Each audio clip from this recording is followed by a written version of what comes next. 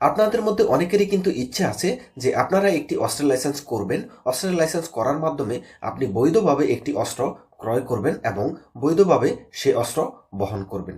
কিন্তু আপনার কিছু অযোগ্যতা থাকার কারণে আপনি কখনোই অস্ত্রের লাইসেন্স পাবেন না।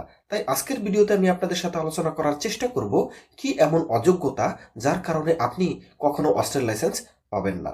মূলত দুইটি অযোগ্যতা থাকার কারণে একজন ব্যক্তি অস্ত্রের লাইসেন্স পাবে না। এর মধ্যে প্রথমটি হচ্ছে, যদি কোনো ব্যক্তি ফৌজদারি মামলায় চার্জশিটভুক্ত আসামি হিসাবে থাকে তাহলে ওই ব্যক্তি অস্ত্রের লাইসেন্স পাবে না। এবং দ্বিতীয় অযোগ্যতাটি হচ্ছে, কোনো ব্যক্তি ফৌজদারি আদালত কর্তৃক চূড়ান্তভাবে সাজা বা দণ্ডপ্রাপ্ত হলে দণ্ডপ্রাপ্তির 5 বছরের মধ্যে আগ্নেয়াস্ত্রের লাইসেন্সের জন্য আপনি আবেদন করতে পারবেন না বা আগ্নেয়াস্ত্র পাবেন না।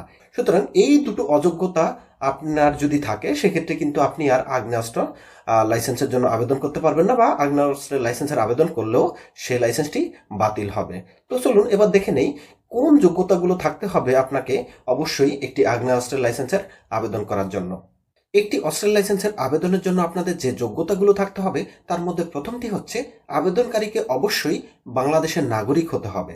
দ্বিতীয় যে যোগ্যতাটি থাকতে হবে সেটি হচ্ছে, আবেদনকারীর বয়স 30 বছর থেকে 70 বছর এই সময়ের মধ্যে হতে হবে। অর্থাৎ 30 বছরের নিচে কেউ আবেদন করতে পারবে না এবং 70 বছরের বেশি বয়স্ক কেউ কিন্তু অস্ত্রের লাইসেন্সের জন্য আবেদন করতে পারবে না।